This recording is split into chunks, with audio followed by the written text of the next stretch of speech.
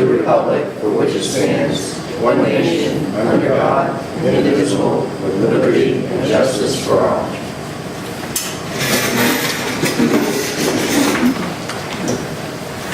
All right, I'd like to thank you folks for showing up this evening and taking the time out to participate. For those of you who don't already know, and I'm assuming all of you who are here know, the board is considering the prospect of putting forward a proposal for a bond regionally in order to address some of the needs we have with our facilities, specifically Morse, but also doing some work at the elementary schools. Our hope had been, with this workshop in particular, and a series of tours that we're having, to get folks into the buildings to see exactly what it is that we're talking about, and also to get bring you up to speed on what the board has been doing and get some feedback before the board formally votes on this at Monday's meeting. I think we're struggling a little bit in terms of public outreach. When I can't get the full board to show up, it shows that we're doing something wrong, and I don't know what that is, and I apologize. We've got to do a better job of outreach. But anyway, I want to begin by talking about the history, what kind of led us to where we are right now, and then I'm going to turn it over to our Facilities Director, Dave Richards, and he has a presentation, and then we're going to open it up for questions, fairly small group, and if people are interested, we could do sort of an informal tour, at least through parts of BRCTC and Morse. So I want to begin by reading you folks a quote from one of the studies that we had done. The folks that did the study are Harriman Associates, an engineering and architectural firm out of Portland, and they said, in reference to Morse, quote, "This school building contains many spaces that are becoming rapidly undesirable to meet today's and future teaching standards and requirements." Can you hear me? Okay. Classrooms are too noisy, lab spaces are outdated, and a lack of auxiliary spaces. That quote is from a report that they did on Morse in 1986. So it speaks to perhaps, how long we've been neglecting some of our facilities. What brings us to where we are now, as long as we formed an RSU, we've been talking about facilities and knowing that there's a need within our aging buildings, but it seems that every year something kind of gets in the way. Budgetary issues, contract negotiations, some form of crisis, and although we start discussing facilities at the beginning of the year, by the time budget rolls around, we've disregarded it, and that's been the primary thing we've cut from the budget. So about a year ago, the board made a formal decision that, look, we were really going to take a close look at all of our facilities in the district, identify how serious is this need that we keep hearing about, and at least take some steps forward to address it. The first thing we did was we talked with Dave Richards, and Dave also did a formal presentation to the board early in the fall to talk about issues that he saw within each of the schools, things that had been neglected, needed to be addressed. From that point on, we hired Harriman Associates to do just a pre-study, to go through the buildings and give us an assessment of what the major systems looked like and where the needs were. We felt if we had an outside group come and look at these buildings, would give us a better sense of where the needs were. Essentially, they corresponded with exactly what Dave Richards had been saying. We also reviewed the facilities section in the NEASC report, which is the report that it ties to the accreditation, of course. And there were some shortfalls there, some issues that they brought up in the NEASC report. So by the time the spring rolled around, we decided that we needed to have the Finance Committee and Facilities Committee meet jointly throughout the summer and narrow down the list of items that we had, identifying need, identifying priorities, and also identifying the financial aspect. What's this going to cost? How are we going to pay for it? That group worked incredibly hard over the summer. They used a rubric where they rated every single item based on how it impacted education. Was it a safety priority? Was it an issue that it was addressing code? And based on that, they came up with a list of, and off the top of my head, it was around 41 items for Morse and 27 items for the elementary schools. And that was culled down from a significant list. At that point, they presented that list, a preliminary list, to the board at our August meeting. We looked at the list, we talked about the list, and then the big question was, okay, what's it going to cost? And at that time, we were looking at something close to $6 million. And we said, how are we going to pay for it? And the initial looks at a bond and how it would impact our budget, based on just sort of a back-of-the-napkin sketch, we were looking at nearly a 5% increase just for that bond payment on our budget on an annual basis. The board didn't feel comfortable with that. We see the need, we see that things need to be improved, we see that work needs to be done in the schools, but to us, that was just untenable. After what we put the communities through last year, we couldn't in good faith, or at least I couldn't, support that much of an increase for one singular item. So the Facilities Committee and Finance Committee took another shot at it. They really worked on it, honed down that list, and they also looked at some creative financing.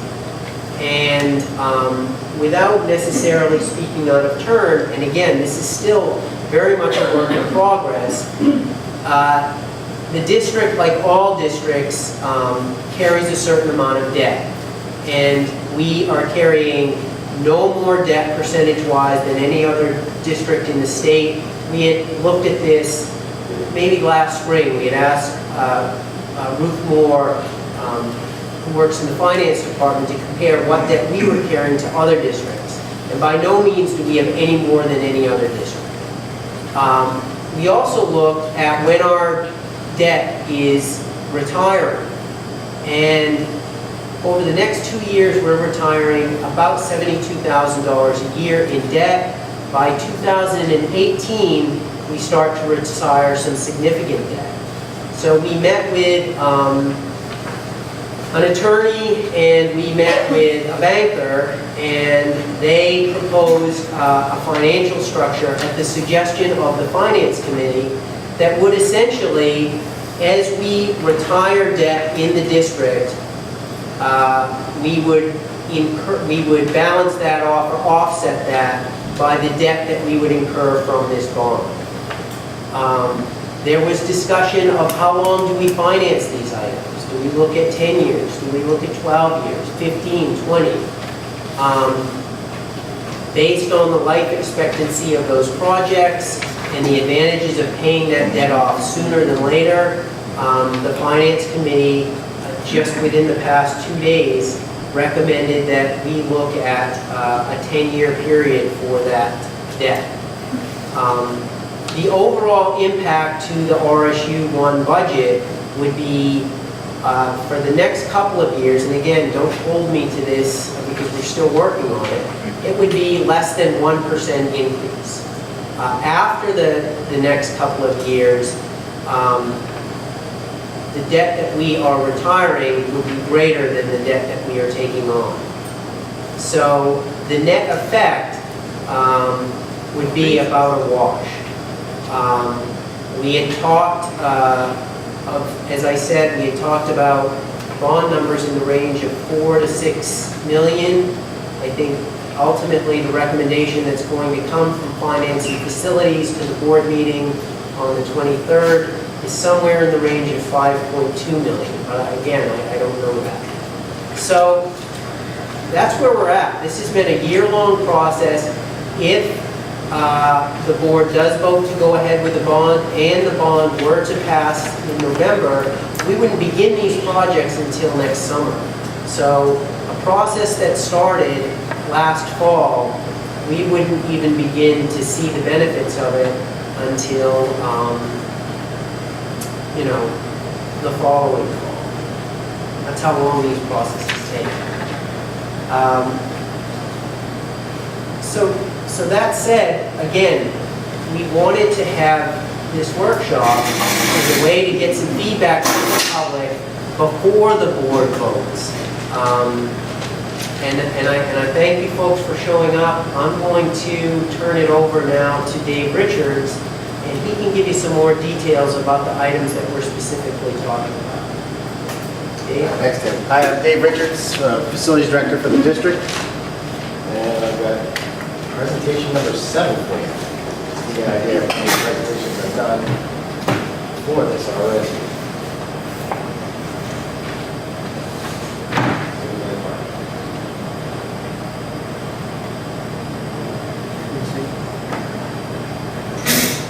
All right, RSU1 repair projects overview. Excuse me, Mr. Richard? Yes. A couple of us came in late. I'm one of them. I apologize. Are there handouts that? Right over there. Okay, thank you. So why now? That's a good question. Our last bond was in 2007 for $2.9 million, and we emphasized safety items only. Again, this was based off of the 1986 Airman Report. At the time, they recommended somewhere around the neighborhood of $11 million. I think it was for all the school projects. And that was just the BAF schools at the time. We whittled it down to 2.9 to cover safety items. A lot of that was ADA, for disabilities, getting in the buildings. Prime example was the front of Morris. To come into the front entrance, there was a sidewalk there, and they had the ramp entrance coming up to the stairs. So we ripped out the sidewalk and put an actual ramp to the front. Things like that was all over the schools. Lighting, emergency lighting, updated all the lightings, several issues like that. Scheduled maintenance items deferred to the last 10 years due to the economy. Yep. Every year we put stuff in the budget, every year it was getting cut. The old adage was, we just did a bond, we'll just defer it for a few more years. A good example of that is the middle school roof. In 2000, you put the addition onto the Bath Middle School. One of the projects was supposed to be the gym roof and the roofs over the 100, 200, and 300 wing. Well, we kicked the can for 13 years because they cut that out of that project. Now you need a new roof. It's plain and simple as that. That's one of the items on it. Purpose of maintenance plan is to address the safety concerns of what catastrophic failure. That's our biggest concern in a lot of these items is catastrophic failure. Dyke Newell. You've got the buried pipe that goes from the boiler room over to the 1978 section of the building, and it's buried. And it's sprung a leak twice now, one on each end. And that's as-built, that's the original piping, and it's rotting away. The condensate lines, which is return steam lines, because you've got steam boiler over in the Pittsburgh school. Those original 1956 pipes are starting to rot away. We replaced an 18-foot section of it, going from the boiler room to the first bend. It wasn't easy, because it's all under the slab. Provide that appropriate learning environment and extend the useful life of the buildings. That's one of our biggest things we need to do is extend the useful life of our buildings. We've got old buildings. Morris, the NEOS report, the Ham report, and we're 11th on the state for a new construction for the Morris building. And that takes anywhere from 8 to 15 years, depending on how they release the funding. Right now they're doing the top 6. Mount Ararat, believe it or not, is number 7. They fell before us being number a 1928 building, and theirs being a 1976. What gets them over us is, that was back when they did open concept. That's when they thought, you know, this could be 3 classrooms, we don't need walls. So then they walled everything in, you can't get, some rooms have no light, no windows, they've got portables, so that's why they're higher on the list than us. Now we've got space, we just got old space. Morris High School, VRBC, Bath Middle School. The Morris windows. The main building in Morris has 172 windows. They're 9 feet by 4 feet. They're 2 panels, and each panel weighs roughly around 160 pounds apiece. It's almost damn near impossible to open those windows and keep them open. They were put in 20 years ago. The company went out of business, I think, a month after they were installed. There's no parts, pieces, or anything. Once they break, all we can do is close them and leave them closed. The rain blows through them. If you've ever been in Jay Lamont's office, you look around his window. The wind, the rain, everything just blows right through. It's wicking right through the building. So you probably got a lot of rot around them. That's one of the reasons for the cost of these windows. You're gonna have to fix a lot around the windows to put the new windows in. You can't just let, what they did with these ones is they ripped out the old ones, slapped in new ones and caulked around them. I want to put them in right.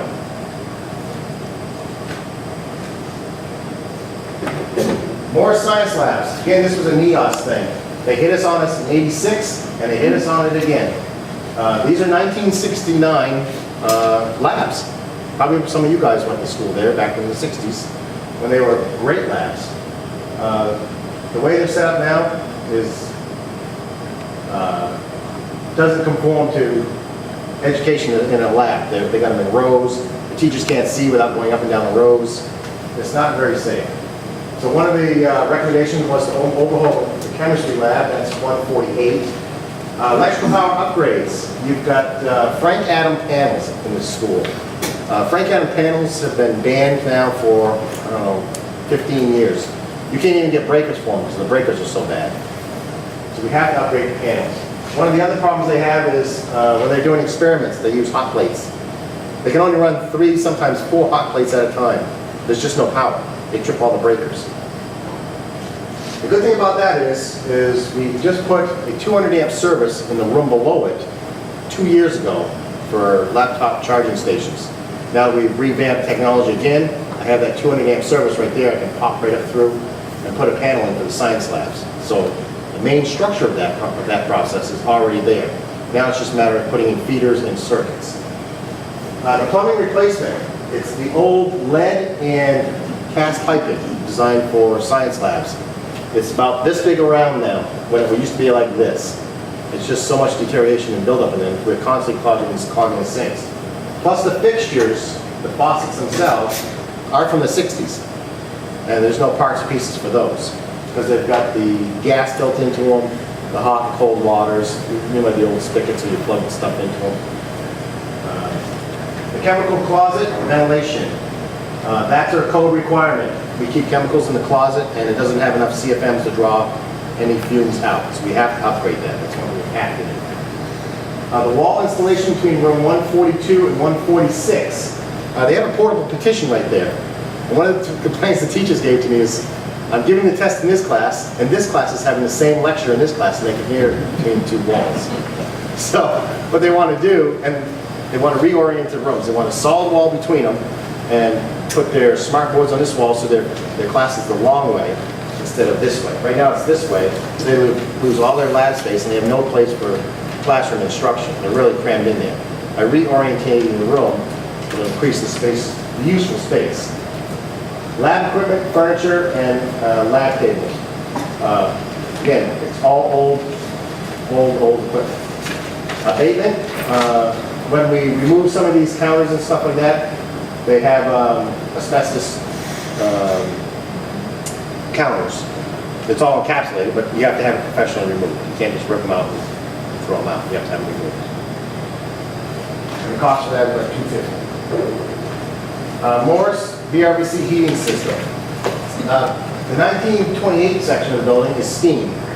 Now, steam is about the most inefficient way to heat a building nowadays. It takes so much more energy to create steam. What you're looking at is our 2 Cleaver Brooks boilers. Those were installed in 1987. They're actually in still pretty good shape. We had them retubed because they're tube-type boilers, lots of little tubes, called the Scotch Marine boiler. We had them retubed in one on the left in 2007, the one on the right in 2008. The 1969 wing and the boat side is considered a hot water system. Still have those steam boilers, but they go through what's called a heat exchanger, which converts the steam into a hot water system, just like if you have a house. You have hot water in your house, hot water based boiler. The original Morris section does not. They still run on steam. Replace the old unit vents. When you replace the steam side, we're going to have to replace the unit vents because they won't be compatible. And we still have radiators, old-fashioned radiators in some of the hallways. We have to replace those.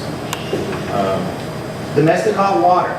We have an 1,800 hot water gallon tank down in the boiler room. That's a big tank. Kids don't take showers anymore, I'm sorry to say. We don't need 1,800 gallons of continuous hot water being heated by a steam boiler system. It's probably the most inefficient way you could possibly think of making hot water, next to boiling it under a fire. That tank is somewhere in the neighborhood of 30 plus years old. It's met its life. We could downsize that to a smaller on-demand type system, much more efficient, and get probably much better fuel economy on the boilers. Just converting the steam side over to a hot water side is about a 15% fuel savings in energy, or fuel. And that works out about somewhere around the neighborhood of $27,000 a year in fuel savings, just by converting. So that's the good cost savings in this project. Other items included at Morris: replace the fire escape coming out of the theater. That has passed its useful life. Now, that's an NFPA code thing I have to do. Fire panel upgrade. We have to bring that up to current code and compliance. It needs the get out, building's on fire.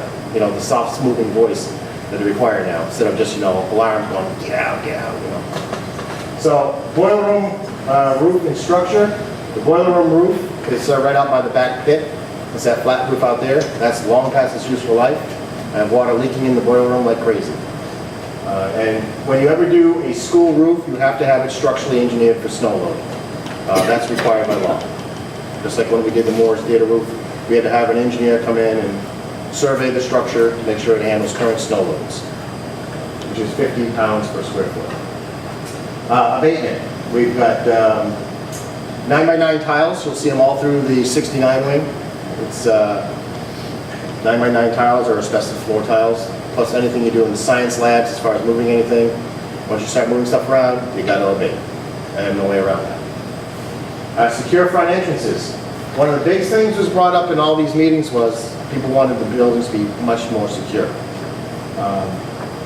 That's still a work in progress. It's probably going to be, we're looking at different items, like the camera where you push the button and you can see the person's face and they can buzz you in.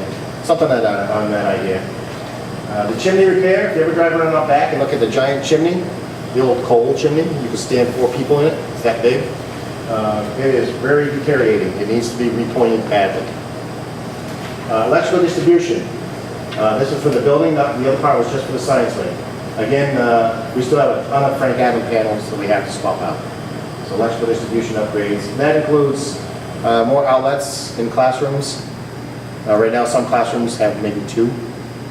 And it's very hard to run a classroom with just 2 outlets. Keep in mind, when they built this school, every classroom with 1 outlet was like a godsend. I don't know how you live without it, 1 outlet. Other items included at BRBC, the 4-post auto lift. That's what they do all their alignments on. That has, at the end of its useful life, it has to be replaced. And a secure front entrance up here. Items for Bath Middle School. Again, the roof. The gym roof, the 100 wing, 200 wing, 300 wing roofs was not replaced in 2000. They need to be replaced. Boil piping and blend pump. When they did the addition in 2000, they converted the school from steam to hot water. and put a computer system on. Great system. The only problem is they ran it through their steam header. These are Smith boilers. Smith boilers are designed to be piped off the front of the boiler and in at the bottom of the boiler. What they've got it doing is they're coming out of the 3 steam headers into the old steam header and then going through the system. What that's doing for us is it's sending the, once the water goes out and comes back, it's sending back the water too cold, and it's cracking the sections. The boiler on the left replaced, I think, 8 sections in the past 2 years. Very costly. That turns out to be $5,000, $6,000 every time we keep losing sections. What you do is to repipe it correctly is you pipe it off the front of the boiler, and you put in what's called a blend pump. And what that does is it takes water from the hot water side and blends it into the cold water side coming back, so you have a constant temperature coming back in as you do going out. Basic engineering, I don't know why they didn't do it before me. Variable frequency drives, VFDs. We have 2 huge circulator pumps. As you know, Bath Middle School is a very spacious building, and those pumps take a lot to pump through the water through the building through all the hot water systems. What you do is you put in variable frequency drives, which speeds up and slows down those motors based on outside air temperature and demand. Right now they're full on or full off. There's no happy in between. And by driving those motors down when you're not needed, you save a ton of electricity. Secure front entrance, you're going to see that on every single school. We want to keep our buildings safe. You see flooring and furniture on there. A lot of people thought that might have been a frivolous item. Take the flooring, for example. The 300 wing is the last wing we have that hasn't been upgraded for, and that's 1986 carpet. I doubt anybody has 1986 carpet. But we can now do that because Dyke Newell and Fisher still has 1978 carpet. But they're not on there. They didn't make the list. The furniture, most of the furniture over there is like early attic. We've been robbing the old Woolwich School, and everything's just mishmash over there. They need some furniture. It doesn't last forever. So the cost for the Bath Middle School will be obviously $4,068,000. Elementary school level repairs, Dyke Newell. We talked about this before. The heating pipe that goes from the boiler room to the other 1978 wing, and you got to pay it because it goes right across the back of the school. Domestic hot water. That is 30 plus years old. Quite frankly, I'm afraid to touch the thing. It's that bad. The roof on the 1963 wing, that's our favorite. That's the sawtooth section of the building. That leaks like a sieve. That has to get replaced. It's well past its useful life. The boilers, it says retube boilers. Those are 1980 boilers. The reason I know that is because I was there at 2 in the morning meeting the Siemens guys because they were down. They're at the end of their useful life. By retubing them, we'll extend it, just like we did at Morris. These are smaller versions of those ones down at Morris. They need retubing. And a secure front entrance. Fisher Mitchell, domestic hot water. We have that only independent hot water system, but it's 27 years old. It's its own oil-fired hot water furnace, and then that fills a giant tank next to it, which is 30 plus years old. And again, it's oil-fired, it's a huge energy loss, and it's at its long past its useful life. Secure front entrance. West Bath, roof restore. Best thing you can do for a membrane roof is have it restored about every 10 to 15 years. That pushes the roof's life. The average roof life of a membrane roof is 25 years. By doing restores, it's basically re-seaming them all and fixing all the seamings. That'll extend your roof out another 15 years. Your phone system over there is an old Canfield system, and I mean old. That needs to be upgraded. And a secure front entrance. As you know, in West Bath, I know you guys are from West Bath, you got to go in the building to get the lease done of it. That's not a good scenario. Anybody can just walk in and walk to the right, and she never even know you were there. Very important, I think.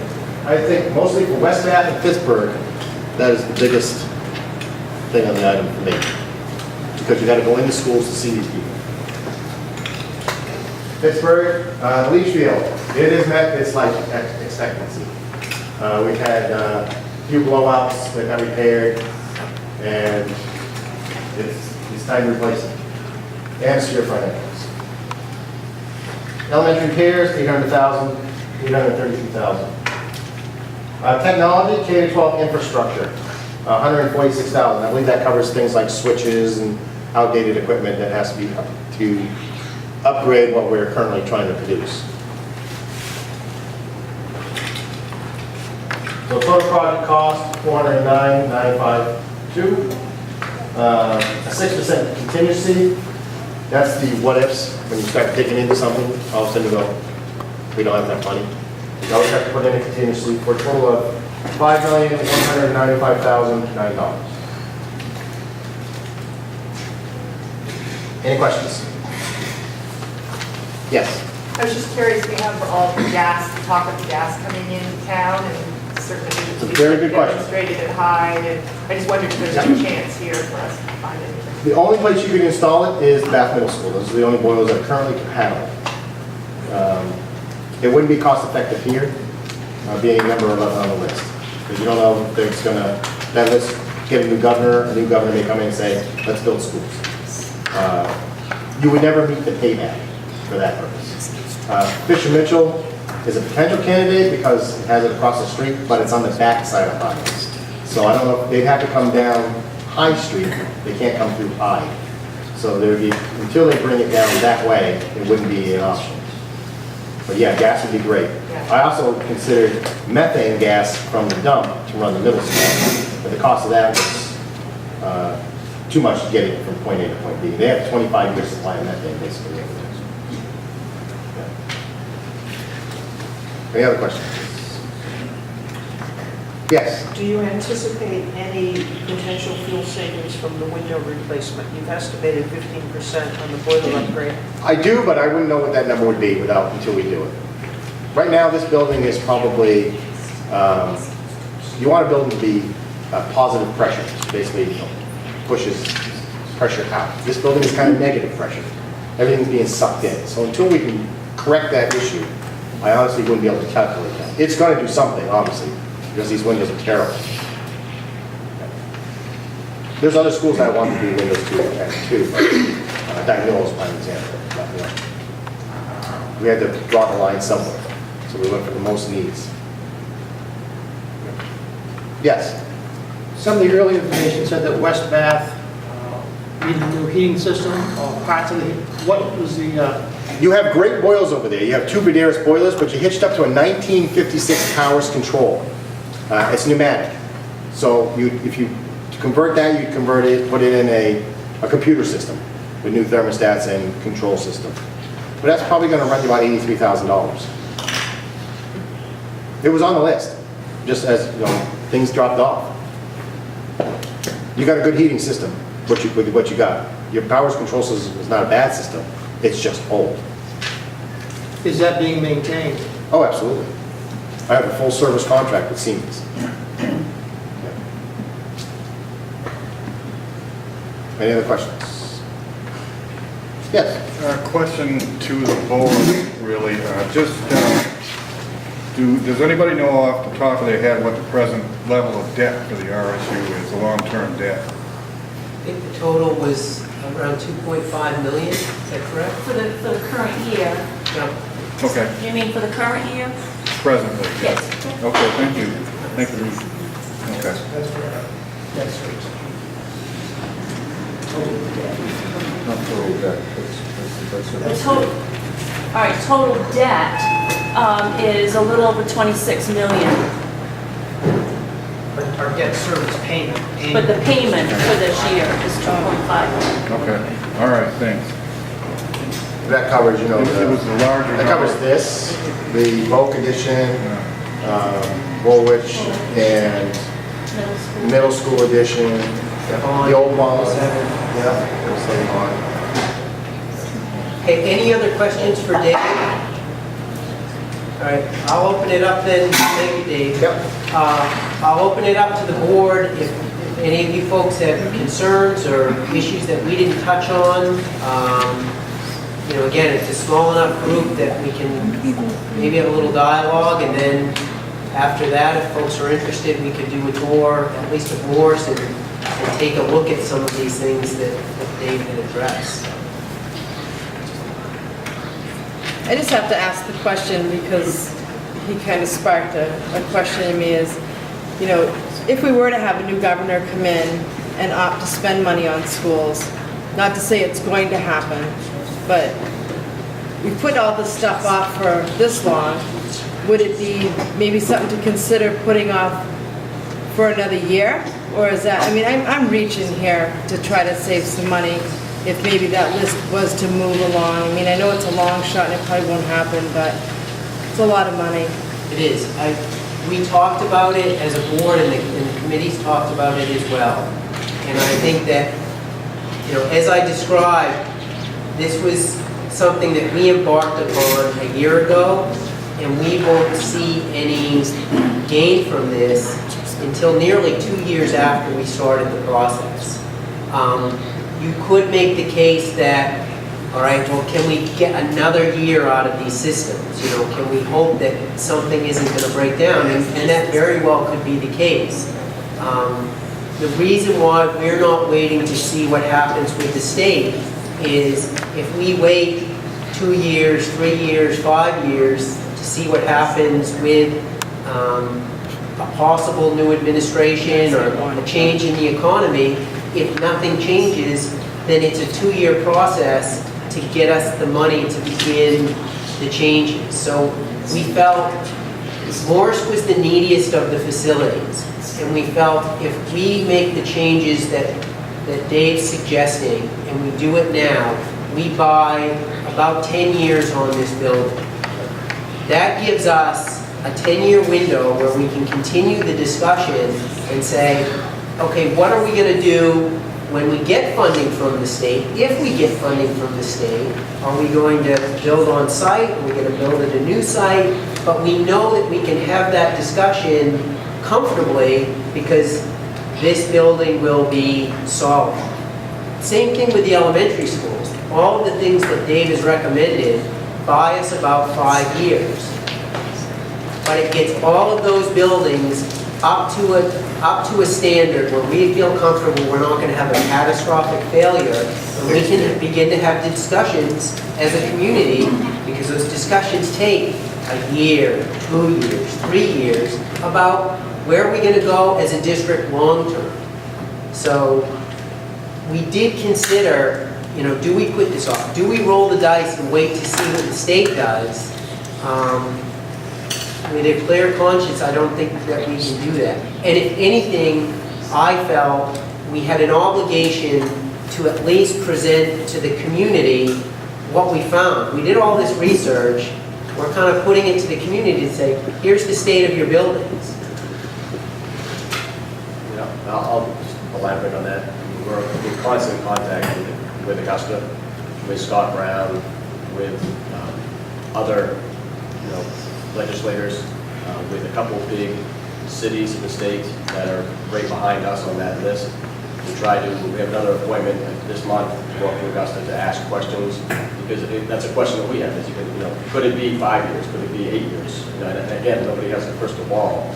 At the same time, and I know we could be criticized for this because your comment just a few minutes ago was, if we haven't done anything in the last 5, 10 years, what's another year? But we have 600 kids that come through this door every single day. And these items are not nice to have items. These are safety, security, and just really, the only two things on here that are for educational enhancement are technology as well as the science labs, which again is the only area that we are on kind of a warning status with our accreditation because of our facility. Nothing else but because of our facility. If we don't do something about it, that status goes from warning status to probation status. And again, it's one piece of the puzzle. So we are trying to look at this from all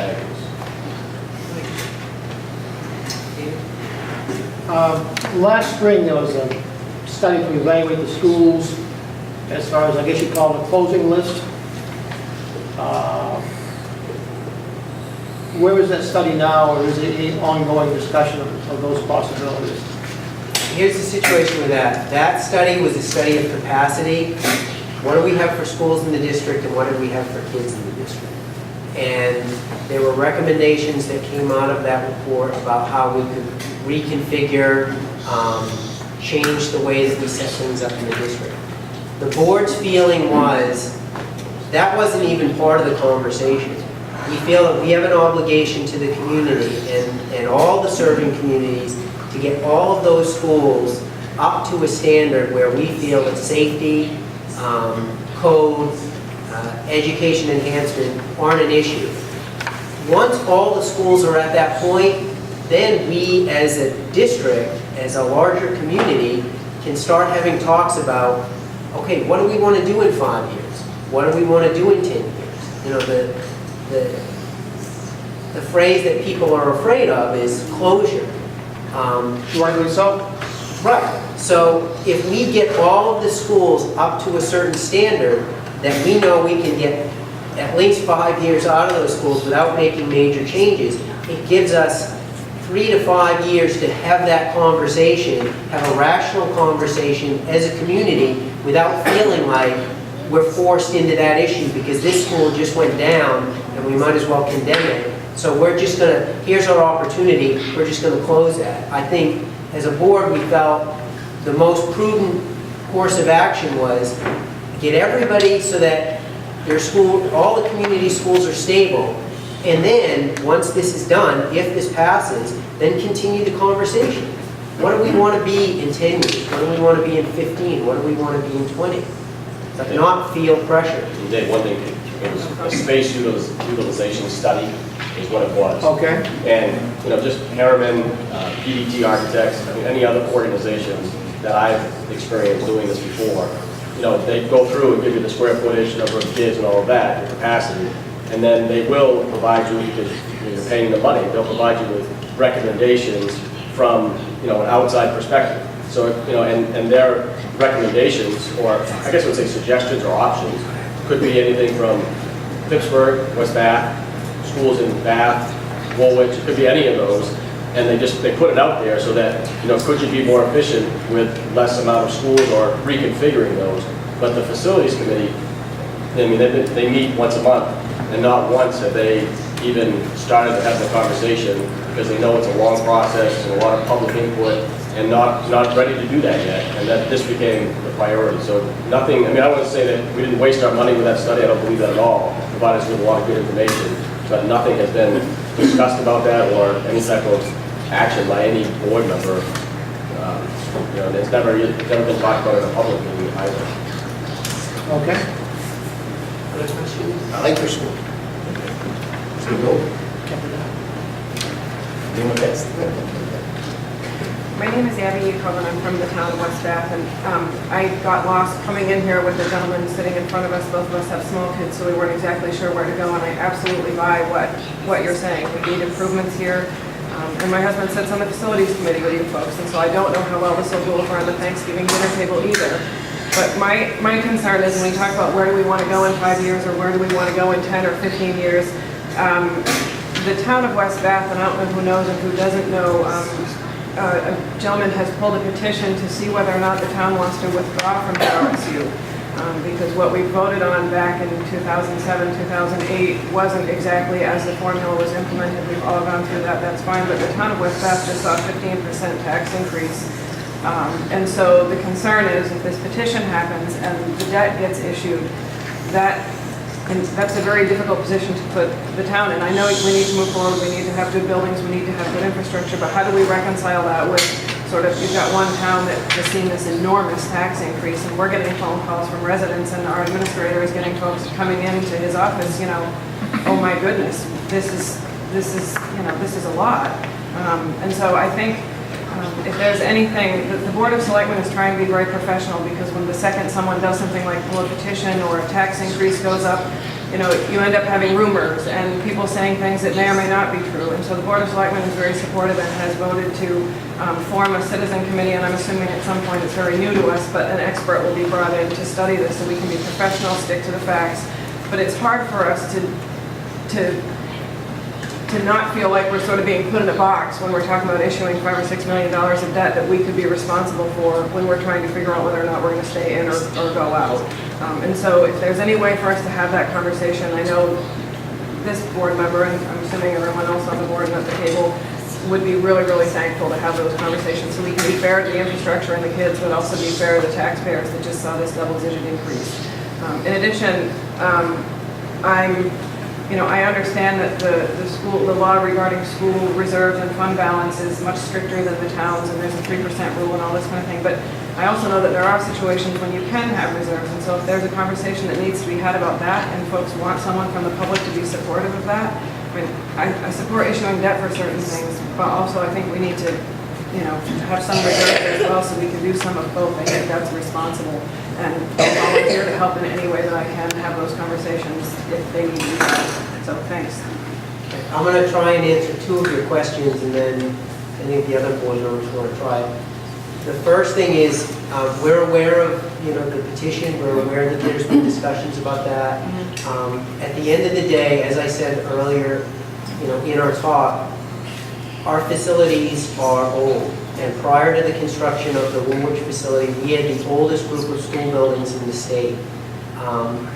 One of the things that a school board is charged with is taking care of their facilities and maintaining it, into the future.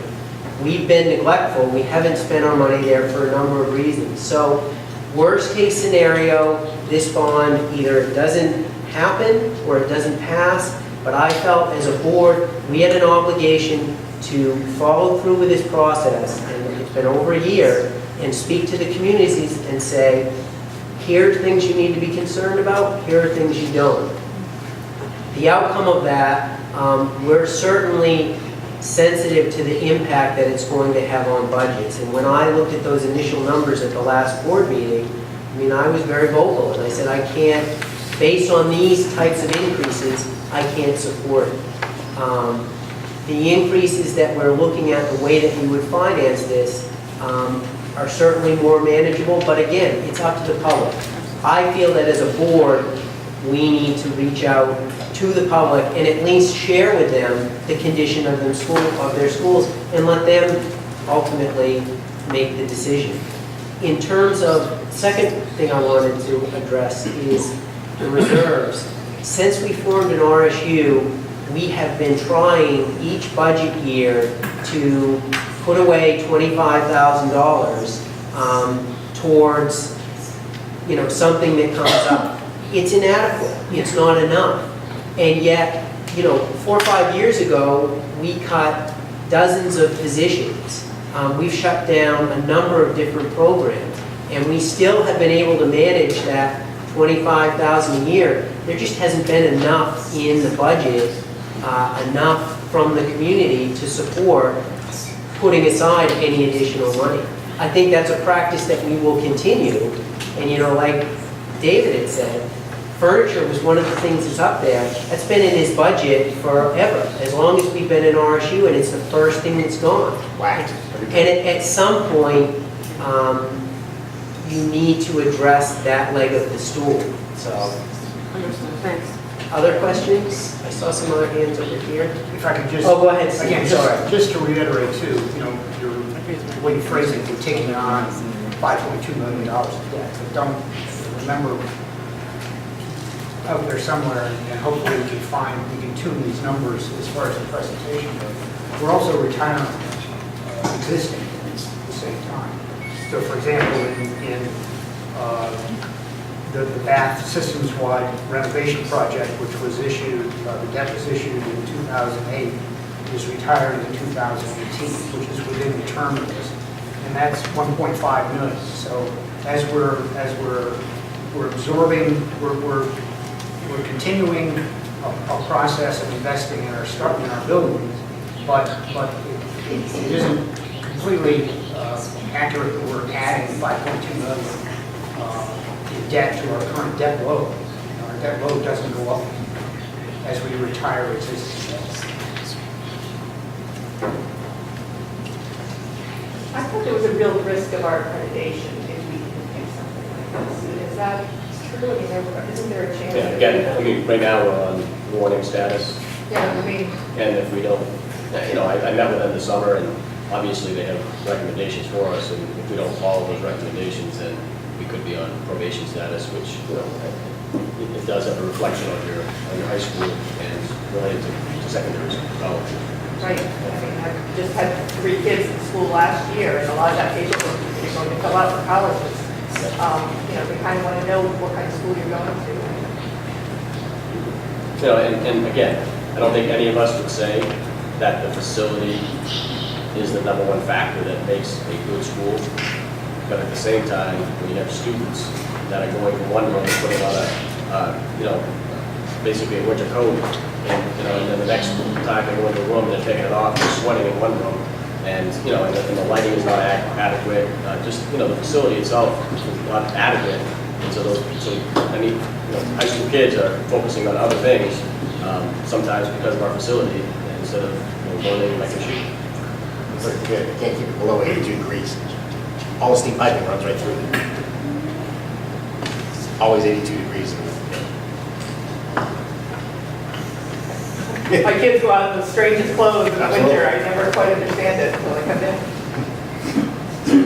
And the answer to that is the open window. So my question is, because I just kind of got the invite to the tour tomorrow, well, this week, and stuff like that. How long, and I'm totally pleading outside the box here, because it just seems like this is all of a sudden happening really fast. I saw something in the newspaper about a referendum. So has this been something that's been ongoing at your meetings, conversations that I've just, because I don't come to your meetings, because all of a sudden, like I said, I saw it in the newspaper, and then now I'm getting invited to the tour, and I'm here tonight, you're voting on it Monday, and in November it's going to be on a ballot. So it seems like it's kind of boom, boom, boom, boom, boom. Is there, just because of did I miss something? No. Okay, and then my question again, as I go back to... We've been discussing this since last fall, and it's basically been on the agenda every meeting since last September.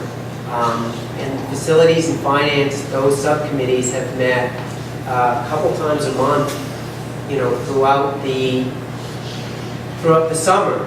All of those notes and minutes are public, but we don't get a lot of participation from the public. And we talked about, as we were getting closer to the timeline, and then we had the attorney come in, we said, what are the steps that we need to take to get this on the ballot?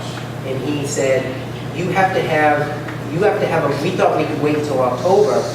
You have to take a vote in September, because by October, what it was, 15th or 1st of October, it has to be on the town ballot. So we have had long meetings going back to the end of July and beginning of August about this rollout, but that part of it it does feel like it's happened very quickly. Well, that's kind of my concern, because I remember, you know, I mean, it would have been nice to at least have a buffer going through the budget season. I did attend, you know, some budget meetings, and I remember there was talk of upgrades. Again, you know, it just seems like it's just happening really fast, and I understand that the items on this list, I'm not diminishing them at all. I've walked around this school with my children, and, you know, I understand that, but that's my only concern, is it just seems like it's really fast going down the pike, and I'm just wondering if you're gonna, because like, get enough people involved in it, that's all. You had Yeah, just looking at the projected increases, decreases, the budgets, and the different options on this form. I'm just trying to get a sense. I think I heard you say it might buy you 5 to 8 years with this 5.2 million bond. I'm just trying to get a sense of the deferred things.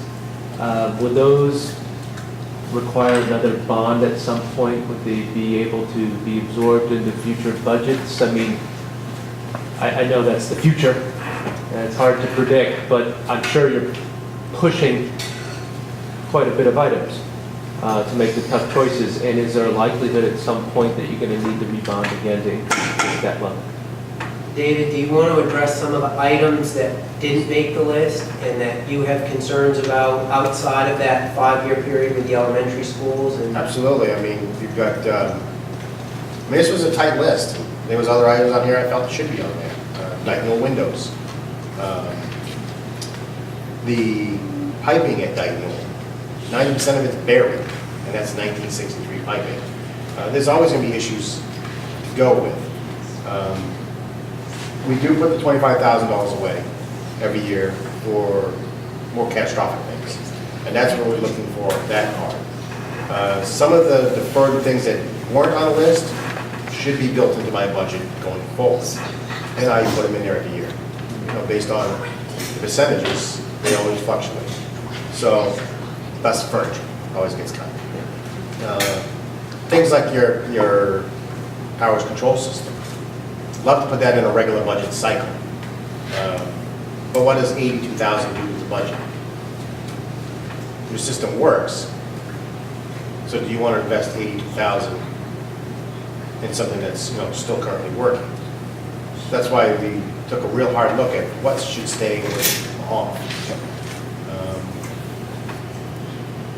I guess the reason I'm asking is that on these numbers, it looks like based on the debt that's going to be retired soon, there does appear to be a wash with debt retirement, but does the board, from a facilities standpoint, envision outside of that 5-year period having to take on some more such that the debt load would increase? I see it at the 10-year mark when we're getting ready to do whatever we can do with the high school.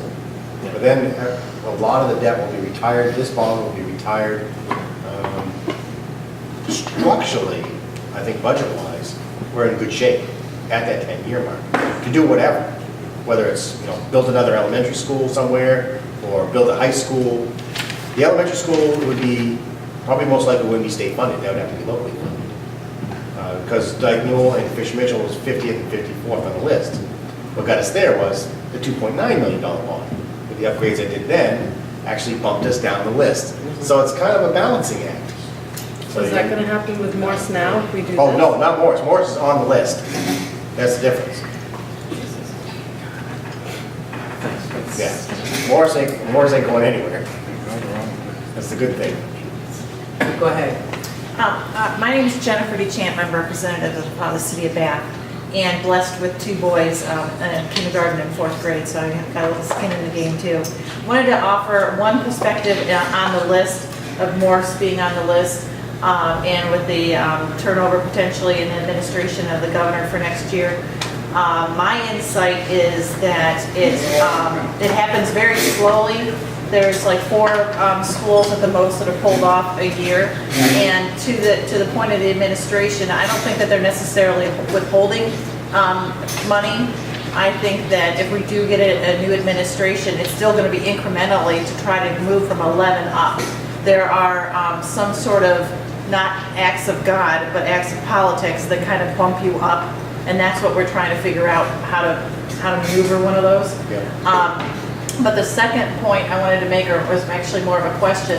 Can you tell me again, if the bond goes on the ballot in November and is passed, when are those monies released and when does it become something that we can use? Is it with the next fiscal year, or do we have to wait a couple of years? Patrick or Ruth? The first payment would be during fiscal year 2015.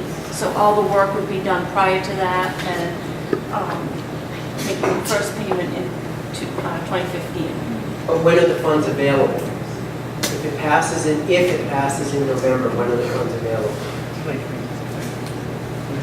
In order to make that in 2015, I think they would be doing the work, and I don't know this for sure, but just from experience with prior times, they'd be doing all of the work through the spring of 14. Does it authorize borrowing? Once the bond passes, does it authorize borrowing? There is a situation, and again, our banker talked about this, and there's a term for it, and I can't remember what it's called, but you can get sort of gap financing if the money isn't available right away, but if the bond has passed. They consider that insurance enough to release the funds. That's right, it's bond anticipation. Yeah, bond anticipation. That's right. So our hope would be, if it passes, that work would begin In the spring. in the spring, over the summer, and get most of the work accomplished before the next school year.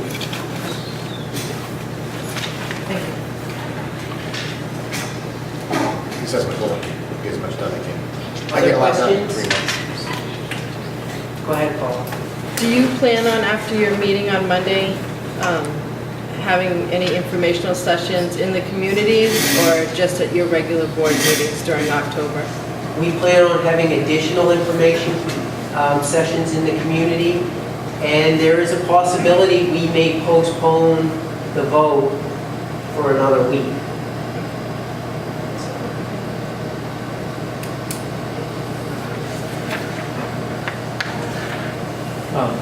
I should have introduced myself before. My name is Scott Bowden, I'm a Bath resident. But does the board have a recommendation on any of the terms? There's a 10, 12, and 15 on here, but The finance committee, it was in their hands, and they recommended going with a 10-year term. It minimized the interest payment, and as you brought up earlier, it retires that debt in a timely fashion on the off chance something else comes up that we're not overlapping. Or if there are changes in the district, that you're not paying for something that you're no longer doing. are the rates moving right now that such that it feels like an imperative to really do this? Is that part of the educational? Go ahead, Sue. Well, the rates aren't Yeah. being, They're moving up. they're moving up. So, I mean, had we done this 3 months ago, we would have secured a better rate. Well, we still need a November vote before you go to the market, obviously. But the rates are going up.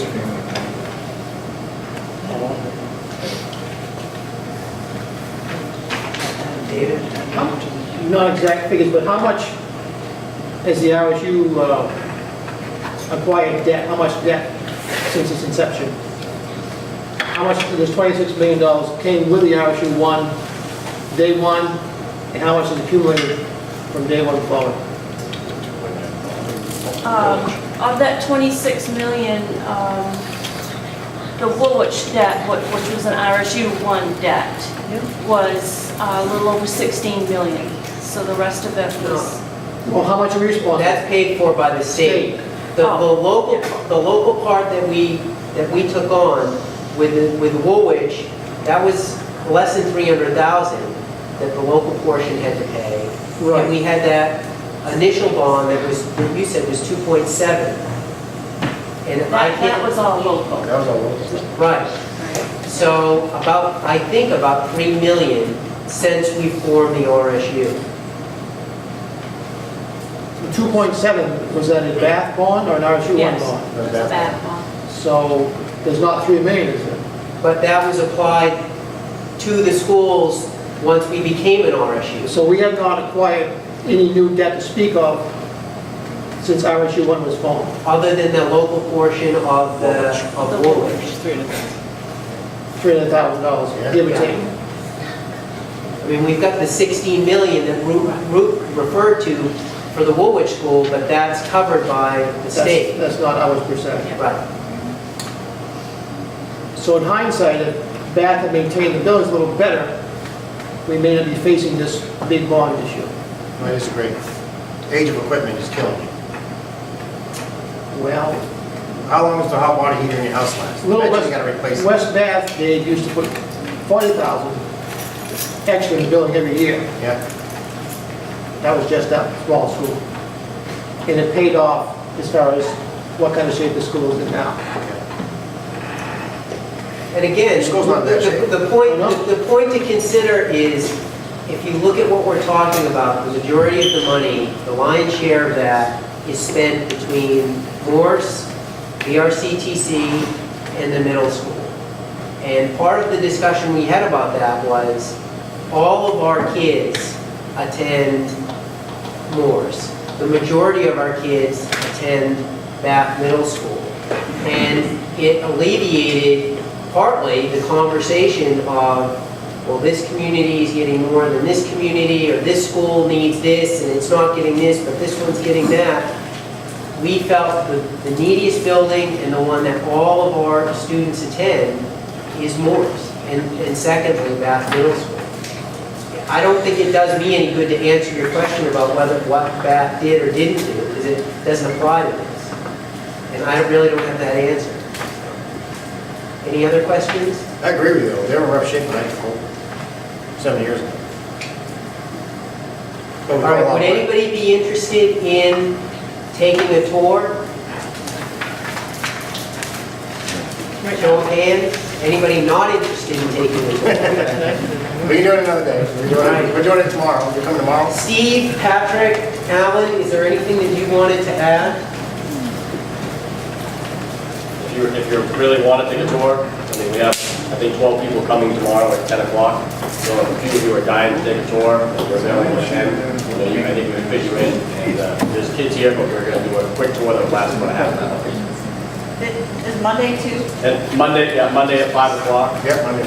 And will be a tour and this presentation again, and then the regular board meeting starts at 6 o'clock. Okay, thank you very much for coming.